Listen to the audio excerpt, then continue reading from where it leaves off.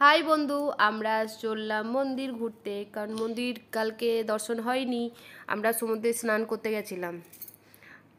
বেরিয়ে পড়েছি আমরা মন্দিরের দিকে। এই দেখো আমার মেয়ে আর ভাগ্নি চললো, টুকটুক টুকটুক করে চলছে। আগে হাজব্যান্ড জামাইবু চললো, আমি আর মনিদি পিছনে চললাম। ওরা এসেই বললো না সকালে একটু চা খাবো, তো চায়ের দোকানে দাঁড়িয়ে সবাই মিলে চা খেতে লাগলো। এবং আমরা একটু হেঁটে হেঁটে গিয়ে টোটো ধরে নেব মন্দির যাওয়ার জন্য, কারণ স্বর্গদুয়ার থেকে মন্দিরটা একটু দূর হয়।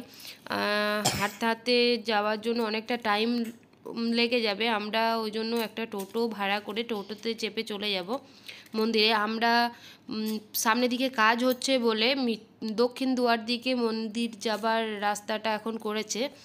আমরা ওধার দিয়েই ঢুকবো। টোটো একদম মন্দিরের কাছে যাচ্ছে না, অনেকটা আগে আমাদেরকে নামিয়ে দিচ্ছে।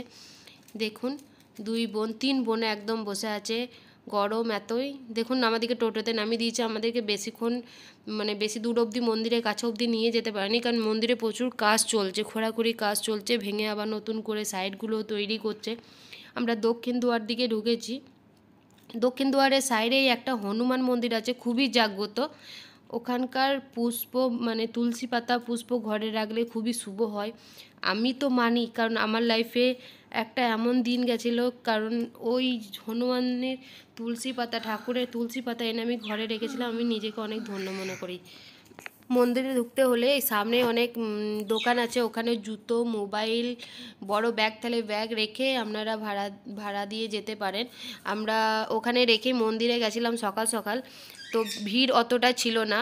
আবার খুব তাড়াতাড়ি রিটার্ন করতে পেরেছি মন্দির পুরোটা চক্করটা ঘুরে। ঠাকুর দেখা আমাদের হয়ে গেছিলো। ঠাকুর দেখে আমরা আবার পায়ে হেঁটে হেঁটে টুকটুক করে মন্দির থেকে একটু দূরে এসে ওখানে একটা টোটো ধরে আমরা চলে যাব একদম রুমে।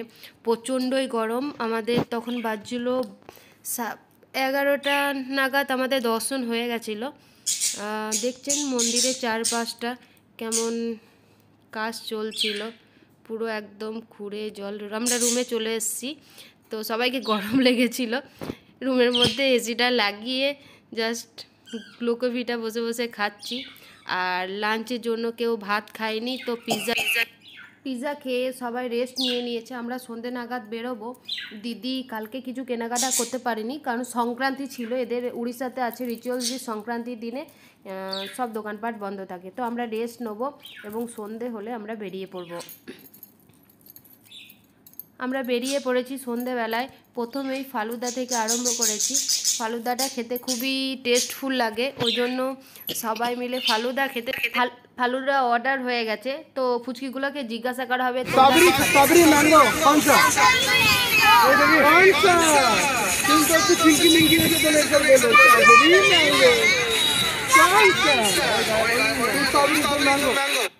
তো ম্যাঙ্গো ফ্লেভার চলে এসেছে।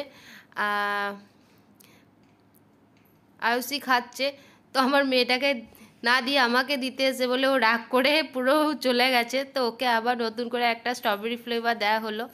এদের ওর বড় মেয়েটা চকলেট ফ্লেভার নিয়েছিল। সবারই এক এক গ্লাস করে নেওয়া হয়েছে, সবাই খাচ্ছে। আর সেদিনকে প্রচণ্ড জল ঝড় হয়েছিল বলে সমুদ্রের ঢেউগুলো এত বড় বড় আসছিল, আর পুরো সন্ধ্যে লেগে গিয়েছে। দেখতেই পাচ্ছি বড় বড় ঢেউ একদম যেখানে মেলাগুলো বসে তার সামনে একদম। কি খাচ্ছিস মান্তু?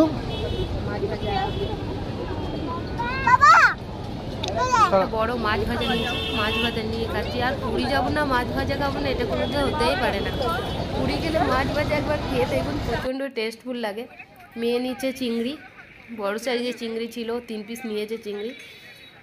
আমরা খাওয়া দাওয়া করে রাত কেনাকাটা হয়ে গেছে। 10:30 নাগাদ হোটেল বন্ধ হয়ে যায়, এবং হোটেল বন্ধ হয়ে যাওয়ার পর আমরা খাওয়া দাওয়া করে বেরিয়ে রুমে চলে যাব। রুমে চলে রেস্ট নিয়ে নেবো। তারপর সকাল সকাল আমরা বাড়ির জন্য রওনা দিয়ে দেবো। আমরা ট্রেনেই যাব। জামাইবু দেখুন চিকেন পকোড়া খাচ্ছে বসে বসে, আর দিদি তো পুরো রেগে, কারণ মঙ্গলবারও কিছু খেতে পারেনি। মাছগুলো দেখুন, মাছগুলো অবশ্যই দেখে নেবেন, কারণ অনেক সময় খারাপ মাছও এরা দিয়ে দেয়।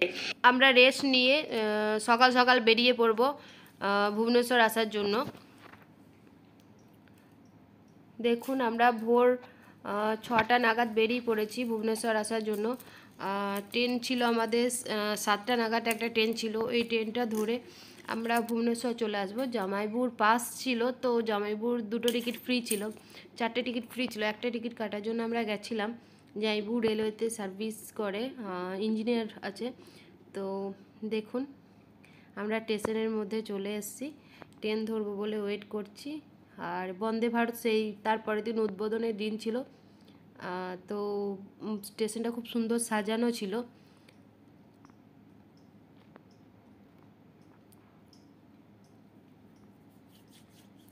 আমরা ট্রেন থেকে নেমে ভুবনেশ্বর দিকে রওনা হয়েছি। সকাল সকাল আমরা বাড়ি পৌঁছে গেছি, আর কোনো টেনশনের ব্যাপার নেই। এবার আমরা ভুবনেশ্বরটা একদিন ঘুরবো, তো দেখতে থাকুন আমাদের ভিডিও। কেমন লাগলো বলবেন। Thank you so much. আবার পরের ভিডিওতে দেখা হবে।